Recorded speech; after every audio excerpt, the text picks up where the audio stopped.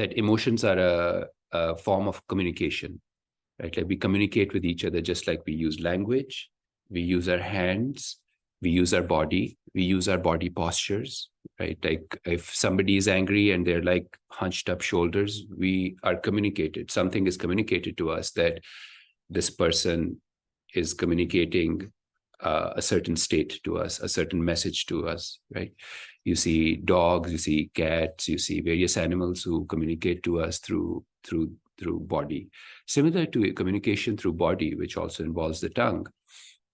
We communicate all the time with each other in thoughts, right? And we voice that with our tongues.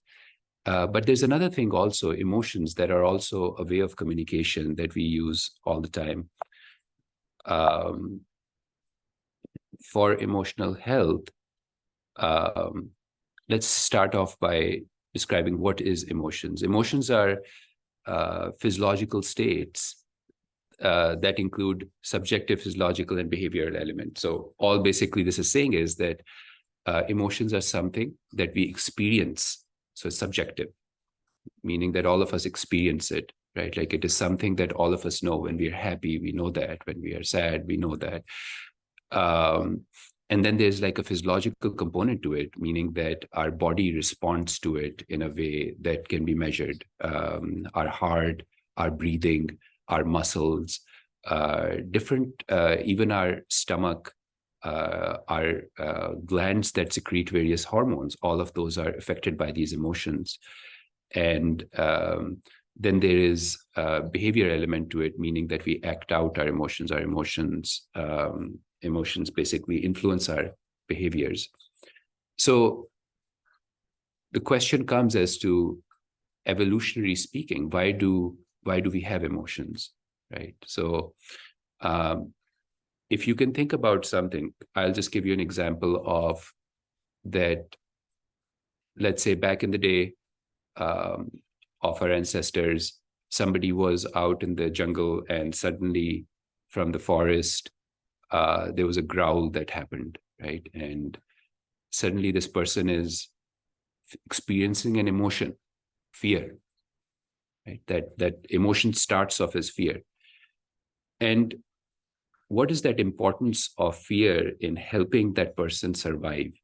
So if that person had not felt that fear, had just thought that I am in the forest, it's nighttime, there's a growl that happened, and I want to run now, right? That's a decision that is made by thought, that I want to run right now.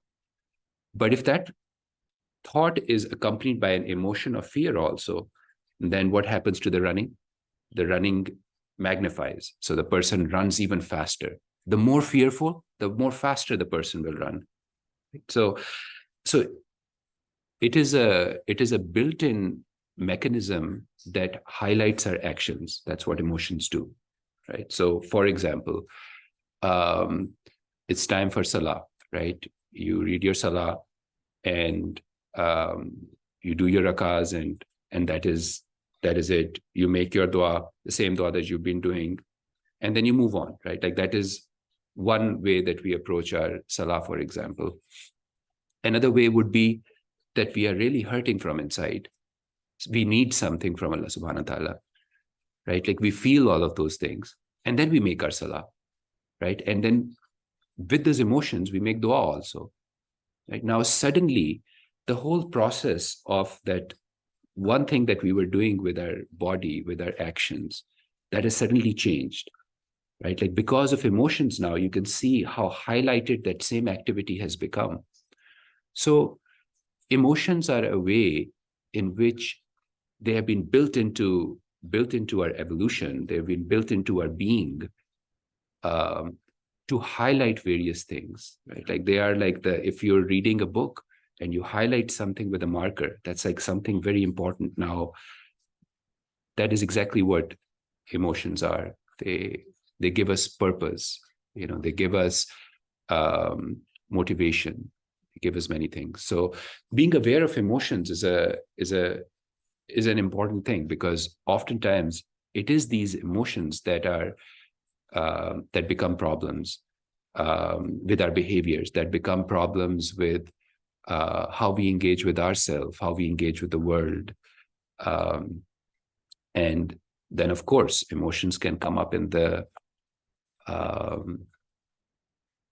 our body and can affect us, right? Like, so all through ages, right? Like, people have tried to conceptualize what emotions are, right? And various traditions have tried to classify them variously.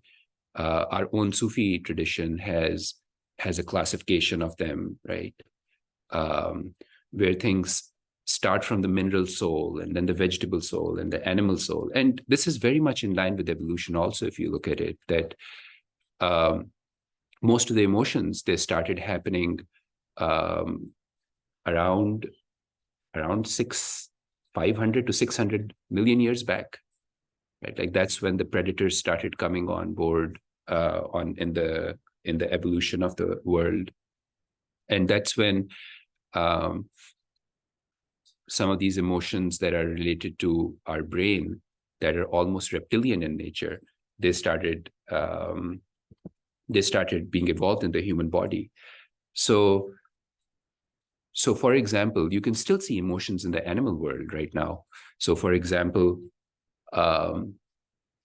so monkeys, for example, they will trick each other to get the banana. So for example, in the monkey language, there's a separate cry for "watch out, that's a lion." And whenever the monkeys hear this, they climb on top of the trees, right? Similarly, there's a different cry for them when they say,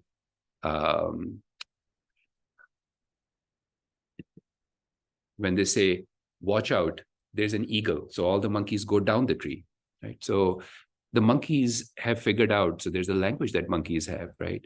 So for example, if one monkey is sitting over there getting a banana, another monkey will say, "watch out, lion," and all the monkeys will go up, and this monkey will go down and take the banana, right? So even in animals, you see these emotions that are there, not only with the reptiles that are basically angry, survival-based emotions that are based on threat and attack.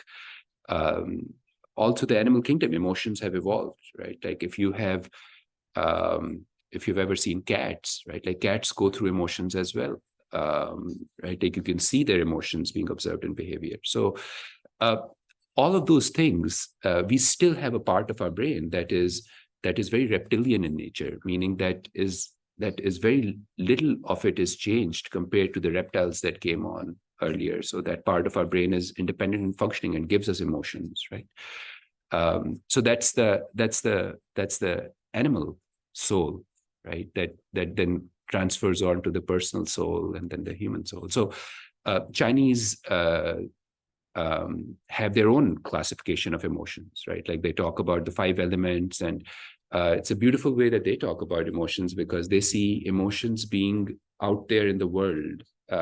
So when we take a walk in our lawn, for example, or in the yard or in the forest, right? Like, there's a lot of emotions out there in the forest floor, right? Like, all these different animal kingdom that lives over there, right? So different, and this can go on and on, but yes, so the Vedas, right? In the Ayurvedic tradition, for example, the Vedas have a different way of seeing emotions. Like, so there's if you look at it as Russian dolls almost, right? Like, that we have this the energy. So we have the outer body, and then inside that is our energy body, and then inside that is the emotions and the thinking body, and inside that is, so these Russian dolls. So there's like emotions as a body in itself that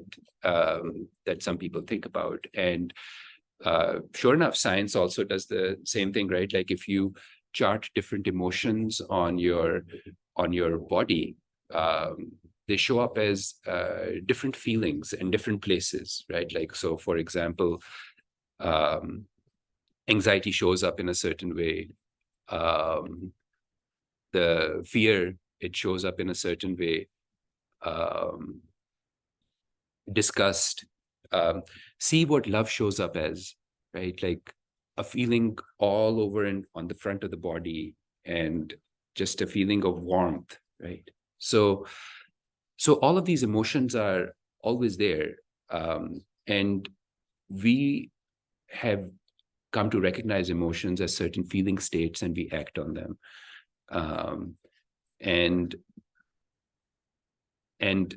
And based on all of these emotions, then we make our decisions in life. We are motivated by various things. We are fearful of certain things, right? Like, so all these emotions, then we understand them, but the more we know about what are we feeling, the more we'll know what is the message that is coming to me that I need to act upon, right? And the more adapted we are, the more aware we are of these emotions, the better we can make decisions, the more rational decisions we can make, the better we can control our health also, and our desires as well, right? So emotional intelligence involves certain things, right? Meaning, like, how do people get along with each other in their day-to-day life with other people.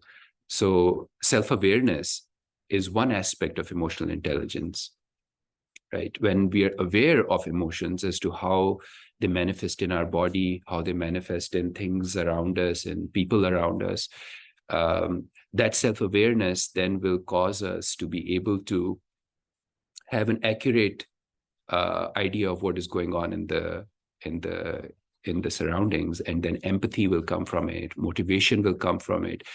Once we know what emotions are, then we will not be controlled by them. In fact, they can come into our control, the emotions, right? Like, and that's what self-regulation is, where we regulate our emotions in order to achieve a certain task, right? So, for example, if I have an exam tomorrow, and I don't know what I'm feeling, but I am feeling maybe anxious, I may be feeling fearful, and my mind stops working because I am in such big emotions. But if I'm able to understand what those emotions are, then I'll be able to do something with them. And instead of them working against me, I can make them work for me.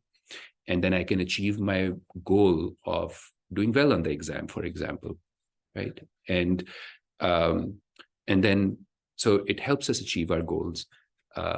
Social skills is another kind of a thing in which it helps us be more harmonious with the people around us, and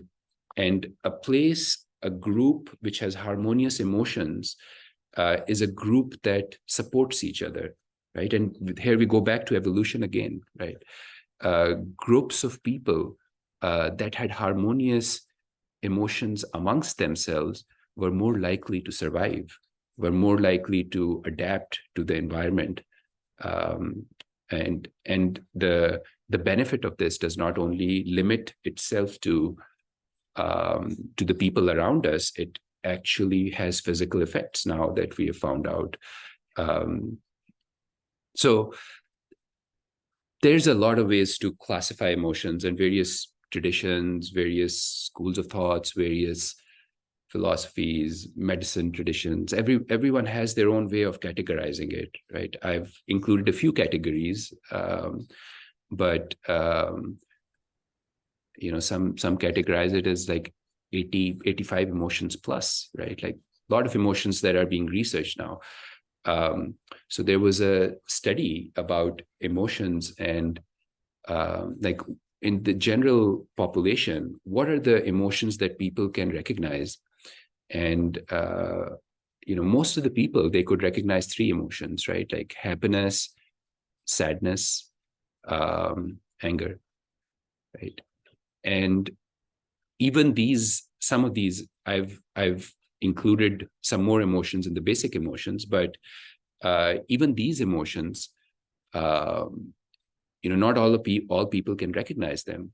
And their importance is that if we recognize them, then we will know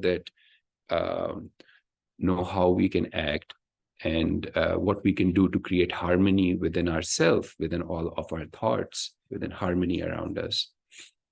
So happiness, sadness, fear, anger, surprise, disgust, right? Like all of these are just basic emotions. If you go into it, there's some things out there called the emotional wheel. And I borrowed this slide from someone who had classified all of these emotions in the emotional wheel.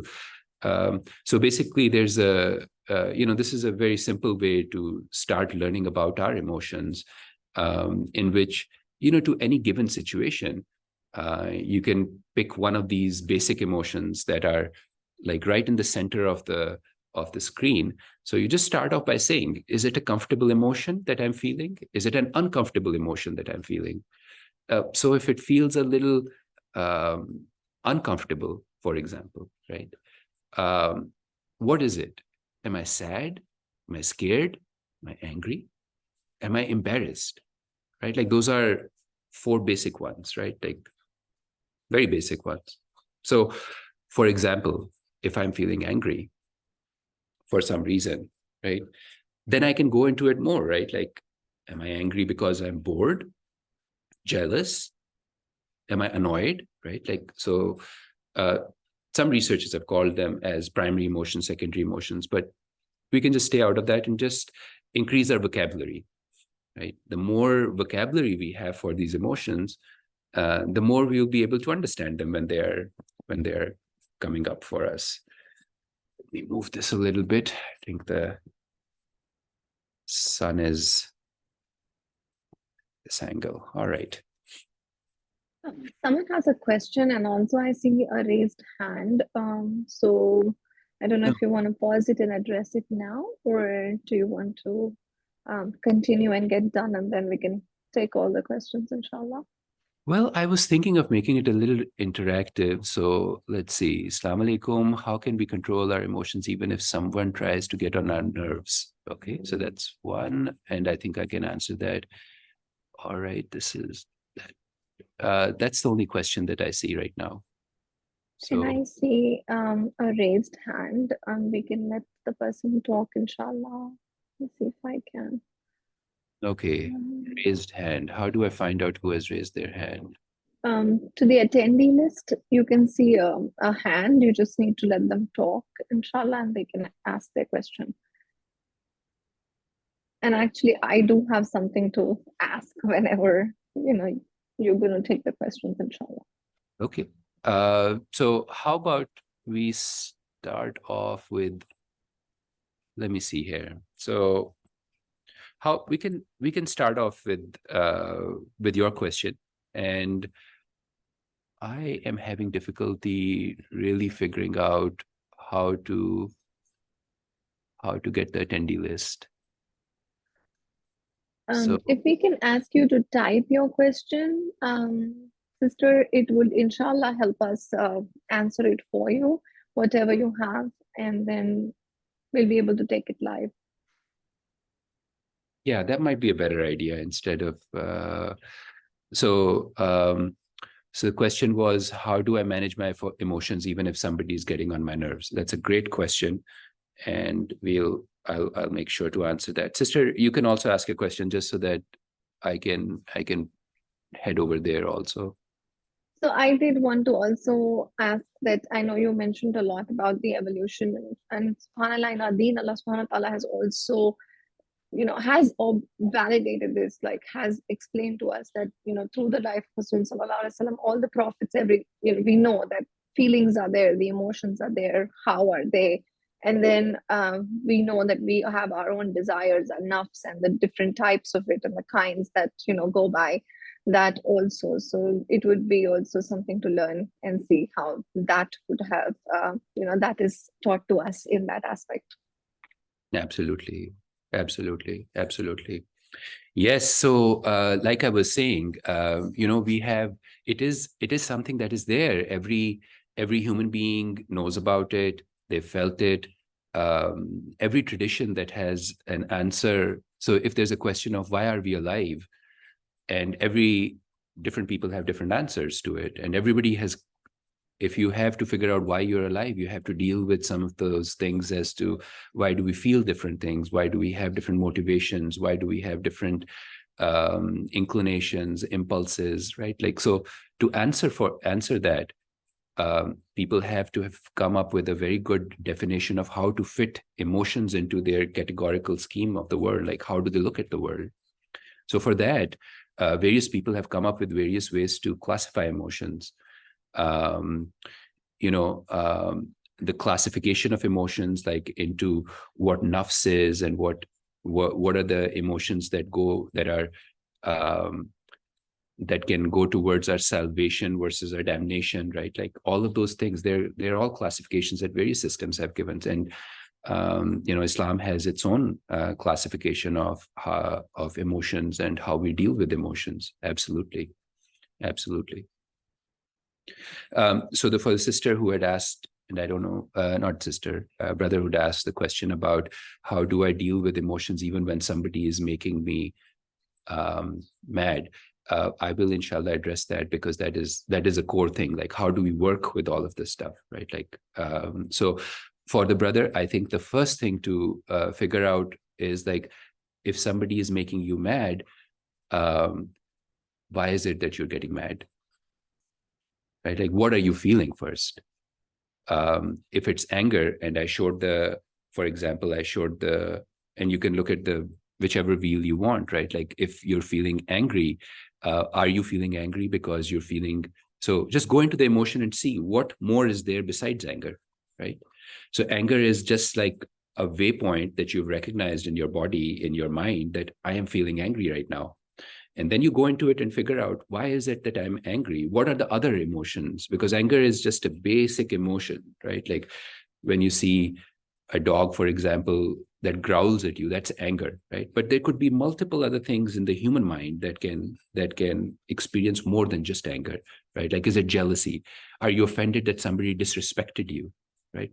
Are you bored that somebody took away something that you were supposed to be doing at that time? Are you resentful, right? Like, so going into that will give you a better idea of what you can do for that emotion, because it's not the other person that is making you angry. It is you who are getting angry. So you have to figure out, why is it that you're getting angry? So, and inshallah, we'll talk about that. That is one of these things with emotional intelligence, that you take back control, meaning you don't let the environment control your emotions.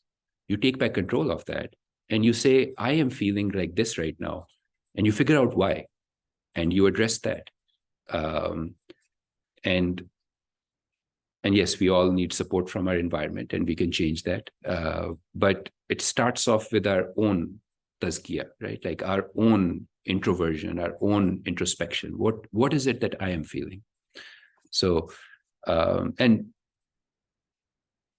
once you're aware of emotions, that there are multiple emotions I can feel, then you can work with them, either with a therapist or with various, all these different traditions that I talked about. Everyone has an answer for this question that you asked, right? Like, what do I do with all of these emotions? In Islam, we make all these emotions subservient to the will of Allah subhanahu wa ta'ala, right? And how we do those is by we understand what they are before we make them do all right. So it goes on and on, right? Like, so Sorry, but I think what is important is first we understand them and then we act on them. Like how, and then wait, and then we decide what to do with them, rather. And that is the basic crux of, I think, what I understand so far is emotional intelligence, that first knowing what is happening and then taking a pause and seeing, what am I going to do with this emotion now? And how am I going to change it, rather than blaming it on another person or anything like that, taking it onto yourself and then working around it and making that change for yourself. Absolutely. That is so well put. Thank you so much for that. Exactly. So, like all things that we seek to understand, we want to we want to be able to know about them first, right? So that's like the biggest thing that if I can give to you today, or you can take from this,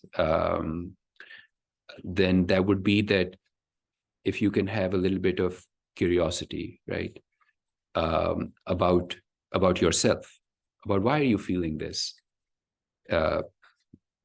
because that will start you on a journey to self-realization, self-perfection, right? Like, and that is the journey that our religion asks us to be on all the time. Perfect yourself, right? And that is what perfection is, that you find out about yourself. What is it that you need to improve in yourself, right? And emotions are a great tool for us to just go there and start working. The minute that we start working on our emotions, immediately our akhlaq changes, right? Like our etiquettes with other people change, our etiquettes with our own self, how we talk to our own self changes. So all the things that psychiatrists work with, mental health, right? Like they're all emotions, right? Like people feel stressed out, right? Like, so this is a chart from a book by Brené Brown, and she classifies emotions like this, and she's an emotional researcher, and writes very well, beautifully on emotions, right? And so, like, for example, all depression, stress, hopelessness, worry, avoidance of things. There's an assignment due tomorrow, but I'm going to avoid right now, right? I am going to get on my video games and I'm going to play so that I don't even have to think about that assignment, right? Emotions, right?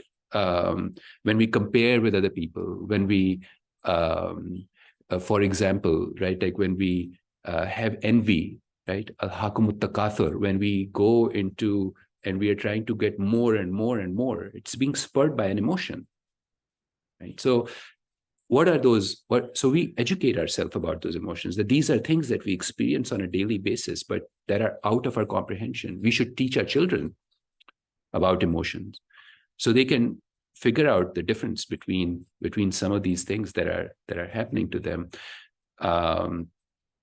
Right? Like, for example, sometimes, our hadith literature is filled up with different recommendations of how do we handle different emotions, right? Our Sufi culture, right? Like that has they have so many stories that go into about the emotions, right? Very interesting emotion. This is called Schadenfreude, right? And this is a emotion when we compare, right? So there's a story about a person who is really pious and decides to leave the world and go and just worship Allah subhanahu wa ta'ala in isolation.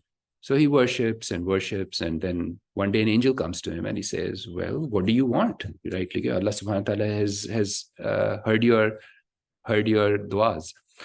And so he says, well, I want prosperity, I want blessings of Allah subhanahu wa ta'ala in this world and the next world. And angel says, okay, done. So he goes back, and suddenly his life changes. He has a lot of blessings. He's got enough food. He gives to his relatives.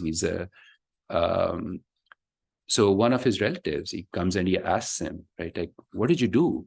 So this person tells him, this is what I did. You have to read all of this stuff, go in isolation. So his relative also goes, sits in an isolating place and does all the ibadah. And an angel comes to him. He says, what do you want? Allah subhanahu wa ta'ala has heard your. And this relative says, I want that relative of mine not to have any of those things, right? He doesn't ask anything for himself, but he asks for all the blessings to be taken away from that person. That's Schadenfreude, right? Like that's the emotion. When we feel that somebody has more and we want ill towards them, we want those things taken away, right? So all these same things, they have been passed down to us in Islam, in various stories all around us. People talk about these emotions. We just have to learn about them, right? So that was a small example. So what is beyond our understanding? What kind of emotions does that give? Awe, wonder, right? Curiosity, surprise, all those. And they go on and on. There's like 87 or so of emotions that she refers to. Some people even go to 130 different emotions. But, when life is good, where do we go? What are the emotions that we experience, right? So one quick tip that I would like to give you is that if you stay connected to your body, then you will stay connected to your emotions as well. If you stay connected to your thoughts only, then you will have difficulty feeling emotions, right? Like our body feels, and that's why it has emotions. Our thoughts don't feel. Our thoughts are informed by feelings, but they don't feel. So there's a different quality to making decisions by the head than the heart, for example, the metaphorical heart, like which has emotions in it. So a decision that is made by both thoughts and emotions is a very different emotions. So how is it that we feel emotions, right? Like, and we can feel them in so many different ways, but I would, if you want, right, like you can follow me and I'll do a 2-minute just an introspection, which we can all be quiet and just go within ourselves and listen to our body right now, right? And I'll just ask you to tune into your body. And if you want to have your eyes closed, you can do that. And with your eyes closed, I would just ask you to listen to your heartbeat, just listening to it or just feeling it in your chest, right? Like your heart is beating, right? Your emotions are felt by the heart. Your heart's going to change in how your emotions are. And as you're feeling it, you might be experiencing a certain emotion. See how your heart reacts when you're curious about, see how your heart reacts now. Maybe you've had an argument. How does that heart react, right? In scientific literature, like in the research literature, people have measured various heart parameters. Like for example, there's a parameter called heart rate variability, right? People measure that as a way of figuring out how the heart health is doing, and emotions experience it change it, right? So people who live in stress, who live in constant anxiety, right? Like their heart has a certain beating pattern to it. And those are the people that actually develop more heart illness than other people. Right? So just tune into your heart, right? Your lungs. You can get in touch with your emotions through your lungs, right? Like your breath is something that connects your emotions and body together. So people who are anxious, they start breathing fast, right? A lot of times people who come to me who are having a lot of anxiety, they have not taken deep breaths. They don't take deep breaths. So in the medical literature, you can measure that with the various blood oxygen gases. And if you can put them in various other parts of the body, you can really get very, very good data from it. So once again, as you breathe in, breathe out, just see how your body feels, right? So once again, multiple traditions, different types of breathing patterns, there's a lot of literature on that also. Your gut, something that a lot of people don't realize, but all our emotions, they are in our gut, right? Like they show up in our gut. In the medical literature, like irritable bowel syndrome, diarrhea because of stress, like there's all sorts of various gut pathologies that happen because of the way that our emotions are, and our emotions are manifest in the way that our gut functions. The movement of the gut, for example, is through that. because of lack of movement, we can get like gas sometimes in the gut, right? Like that is felt in the gut, right? Like people regularly know that, and people call it gut feeling, right? There's a reason why people call it that. And not a lot of us are in touch with our gut all the time. But if you want to, you know, even you're closing your eyes, you can just feel into your gut. Your gut is there, right? And different emotions do different things to it. Body is a very simple, like a lot of people feel the tension in their body, right? Like especially the back of the head. You know, like we have like people squeeze their hands, right? Like all sorts of things that come up in emotions. So, all right, let's see what the time is. Okay, let's stop there. So I think that was just an experiential exercise of just turning into your body and learning how to feel the emotions, right? So this thing about emotions, it's a very, very, very vast subject, and how people work with them in psychotherapy, for example, or some of those things. These are all different schools of psychotherapy and a lot of stuff on it. But I think for the purpose of our talk, I think I'll just stop there. I've given you an idea about what this field of emotions is. I've given you an idea about why they are present in ourselves from the start. How is it that they can manifest? What are some of the things that we can tune into our body immediately and feel emotions? And if there's the biggest thing I could invite you to do is to increase your emotional vocabulary. Like increase it, teach it to your children, teach it to yourself, teach it to your loved ones. And inshallah, it will have a lot of benefit in your life. So I'll stop there. Oh, so how do we use our emotions in our prayers? That's a question. That's a beautiful question. So it's a beautiful question. So I'm just thinking how deep to go into it. So our purpose from the perspective of us being created, why are we created, right? We are created to make everything in our body, everything in our mind, thoughts, everything in our emotions obedient to Allah subhanahu wa ta'ala's will, acceptance, right? And there's definitely different ways that our emotions can take us closer to Allah subhanahu wa ta'ala, or they can take us away from Allah subhanahu wa ta'ala.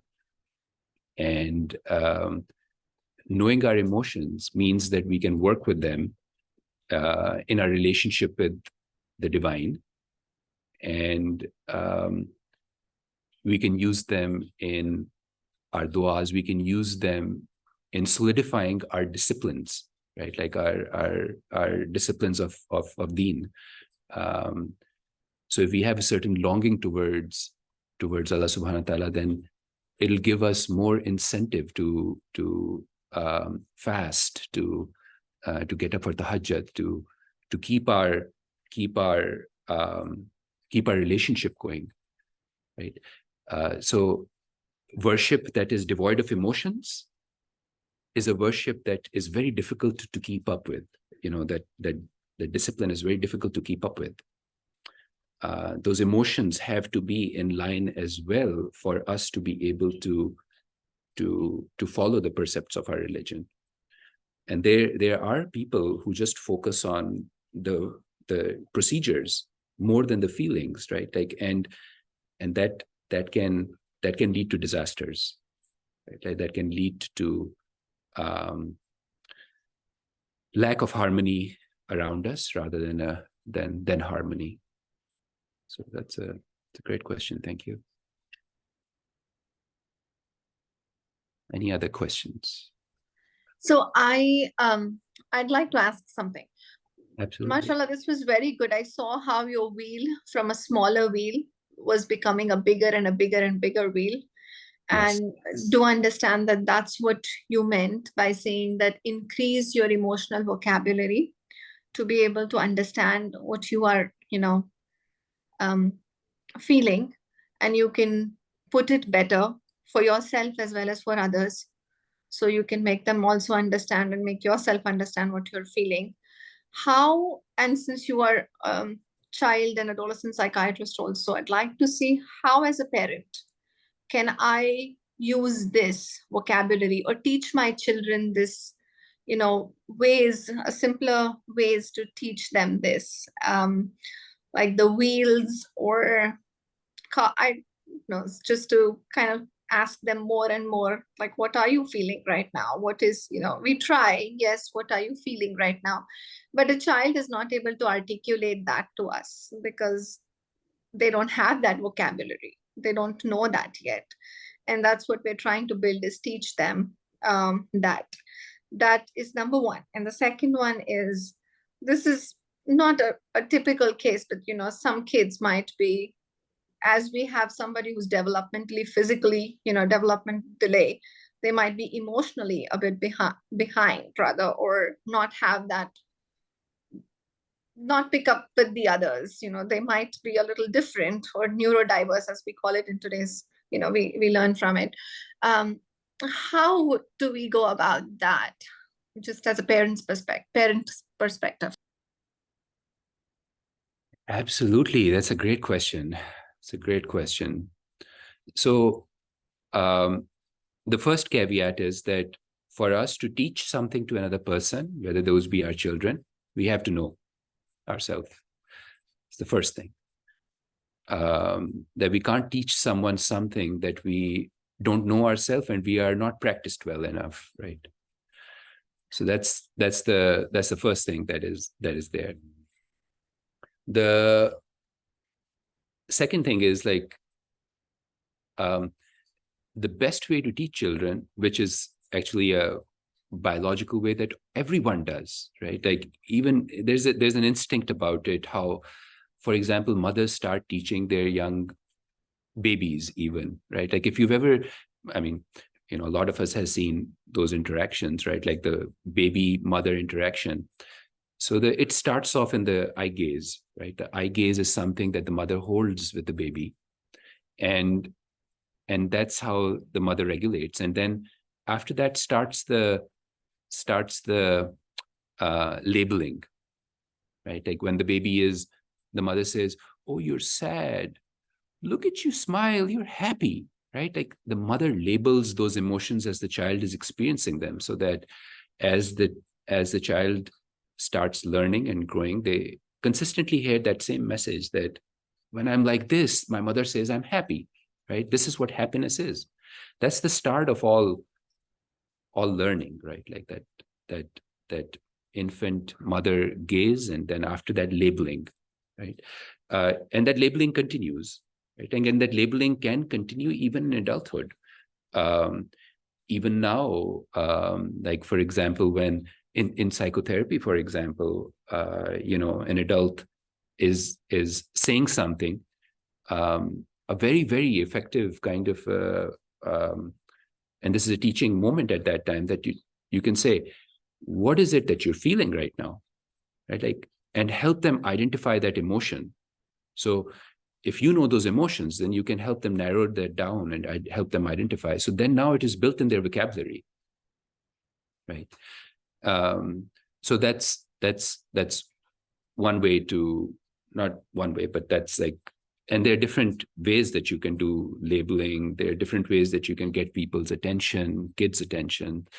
Whether you're labeling it to them in the form of a group therapy format, or in the form of like a family dinner, or in the form of getting them ready for the school test tomorrow, for example, right? Like you can start labeling those things more often for them so that they can understand. And then there are neurodivergent children, and it's neurodivergence is qualified by the individuality of a child, right? So each child that is neurodivergent is has a special set of needs, and you have to figure out what those needs are, and where is their emotional development, and where is their motor development, and where is their cognitive development, where is their interpersonal development, where is their moral development, right? Like, and how are they developing? And so there are children, for example, who have they used to call it Asperger's. Now they call it just a spectrum, right? Like, who are very, very smart. Their cognitive development is way above, even at age, like, they're savants. They'll read anything and they'll remember it, right? But their emotional development might not be there. So similarly, you'll start labeling it more for them. You'll start giving them examples of it, that this social skills is a problem that kids have a lot. That that thing did not work out because you reacted out of this. What were you feeling, right? Like, were you feeling angry?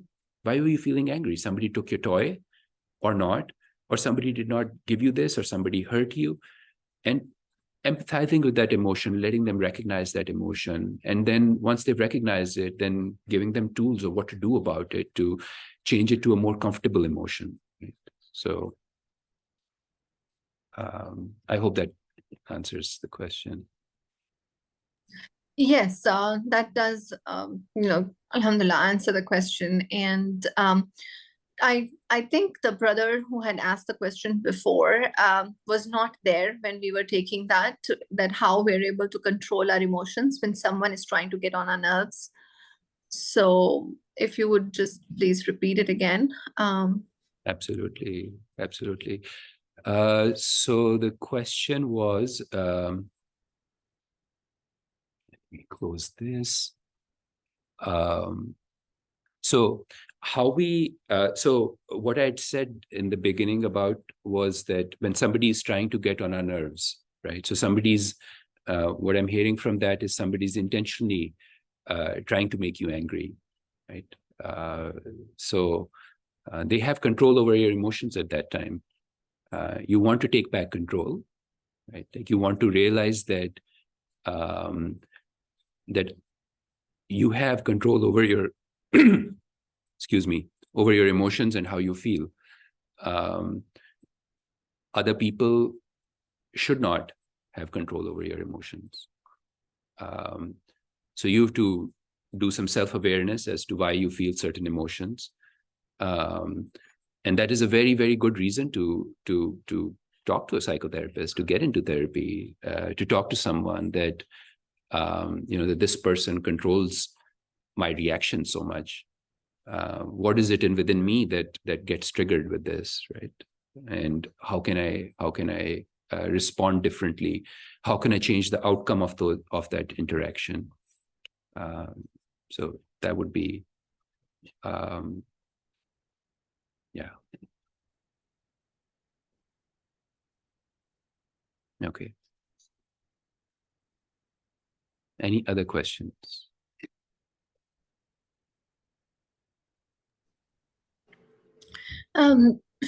Just one more thing. How does, and this is a very vast topic, but just a few quick things, like how does our diet and our current lifestyle, which has become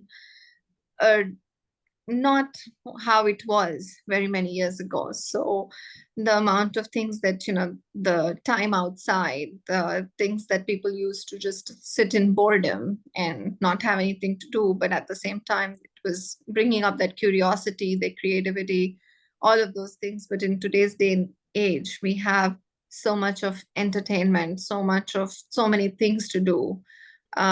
All the chores and tasks and work and everything that we have around us consume us to that extent that we are sometimes not, seeing what the impact of this is on our emotional health and our own eating habits and sleeping habits and things like that how they control us. Yes, they do. And how they control us? They control us through emotions. So I'll say this again, right? Like, we are under control, or we are controlled because we don't have control over our own emotions. So you talked about diet, right? Like eating. We eat to soothe our emotions, uncomfortable emotions that we don't even know are there. We go on social media and we get alarmed and more alarmed, and then we feel other emotions like righteousness and then anger and then group belonging in certain groups that we then belong to. We get where there are certain emotions that come up when we're doing certain things, we try to avoid them. All our life is based on our emotions controlling us. So when we get our emotions under control, then we are really free from a lot of these things. Does that make sense? Yeah, it does. It does. So basically, and I see what, where this comes from, that we need to take control of things, whether it is eating, whether it is what we do with the screens, devices, social media, our work, however things are around us. We need to start taking that accountability of taking control of our emotions so that we can have the life we want to live, inshallah, and to please Allah subhanahu wa ta'ala. That does make a lot of sense. That I relate to that, because Absolutely. I do practice as well as personally sometimes. It is like emotional eating is such a big thing that we see so much of. Sister, we are really, really, really terrified of our emotions. We run from our emotions all the time, like they're big monsters that are sitting over there. People use drugs to kill those emotions because they're so terrified of them. People use all sorts of behaviors, right? People act out. People have other replacement emotions so they don't have to feel those terrifying emotions, right? So they run our lives. Absolutely, they do. And we are not even aware of it. Yes, that's the biggest challenge, I think. The first step to start off is the awareness of how these emotions are running our lives rather than we trying to control these emotions. And once the roles are reversed, inshallah, we can all have and live the lives we want to live. Inshallah, absolutely. And this was great. And so what it boils down to, if somebody is not eating the right things that they want to eat, basically recognizing why you're not doing that is important. Yeah, and check then your emotions, check your emotions, check your emotions. Yeah, just that would be the first step to do, is check on yourself. Absolutely. Even if you're not going anywhere further, after the check, you'll be able to at least take your next step of seeking help, of probably transforming that into another thing, and then going from there. Absolutely. And then you did mention the heart and the different organs in our bodies, how they do react to emotions. So we do see that very commonly and within ourselves as well as others, that the heart, when it is racing, you feel your palpitations, what we call the heart racing in anxiety. You feel yourself breathing hard, you feel yourself clenched, tight, or you can feel yourself angry and you're like just wanting to do something, get that out. And the diarrhea, the constipation, the gut that is going through so much. And a lot of people do have those issues with their gut, and you do. Absolutely. Cancer, autoimmune illnesses, right? Yes. Like all of these are like from the emotion body. When that's not healthy, it just goes into the physical body, right? Like our hormones, diabetes, insulin sensitivity, like it goes on and on and on, right? Like infertility. Emotions are like a pretty big deal.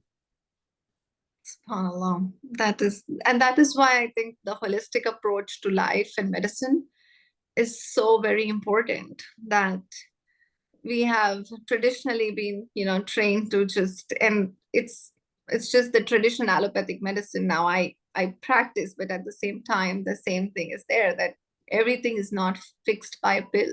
It's not. It goes down to your lifestyle. It goes down to a lot of, things that we need to work around before the pills are just like a band-aid, I would say, to people. It's more, just a temporary solution that we don't get into a bigger problem. But prevention is the first step to not have that problem, but then also to change what is broken is important. Absolutely. Absolutely. Yeah. There's another question. After we recognize our emotions, if can't control ourselves, what should we do? You should seek help. Absolutely. You should seek help. And that's where our counselors, our therapists, we have life coaches, we have so many other, the physicians, and discuss it, start somewhere, to talk to somebody and get help from a trained person. And inshallah, that is what will take you further, so that you can keep a check on how you're doing. Because when you're not emotionally there, you will need somebody else to also guide you, tell you that, hey, this is what is there, this is what we need to do, this is what you need to do, and then try it one at a time. And that is how it will help, inshallah. Because we also, like, we give prescriptions for medicines, there's also like therapy is a prescription. It is also something that can be done. And we have a lot of things now. It's not just, the therapy. We have people who are trained and coached, and a lot of things are available out there. Just start seek help. Absolutely. Absolutely. I think somebody does also have a question about holistic treatment instead of pharmaceuticals, and your contact. So Dr. Qazi's contact and his practice link, his website link, was shared in the email that you have, and also in the message that is there, that was sent for the reminder. So it is there, and you can email him on that, his work email, as well as contact him. And his website is there. Would you like to just share it right now, or mention it, so everybody who's there knows? Yes. My website should be there. There's a form on my website that you can fill if you are interested in a consult. I usually take a look at it and decide based on my availability or what is going on if I can help or not. But that's the form that you can submit. And it is integrative psychiatry, is that right? Yes, it's integrativepsychiatryaustin.com. Oh.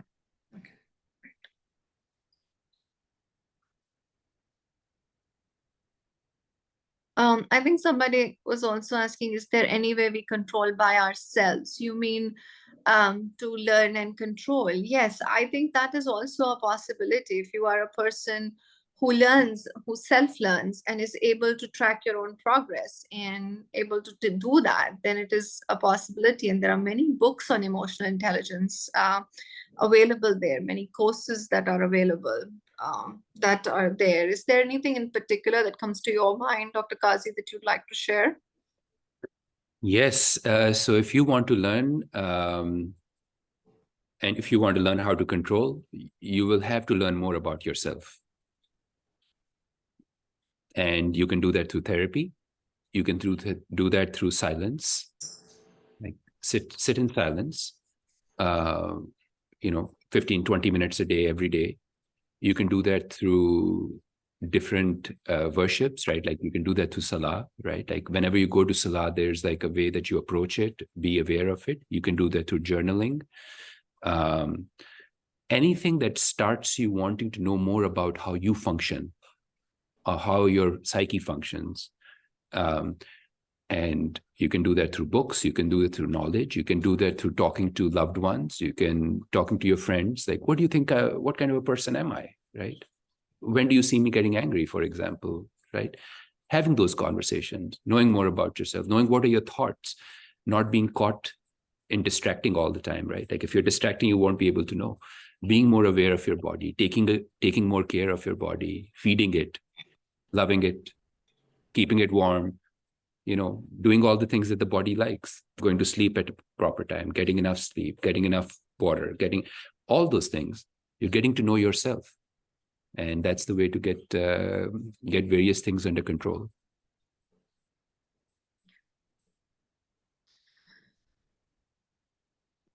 I think that answers pretty much all of our questions. Alhamdulillah, this was, mashallah, a very good session to start off and give.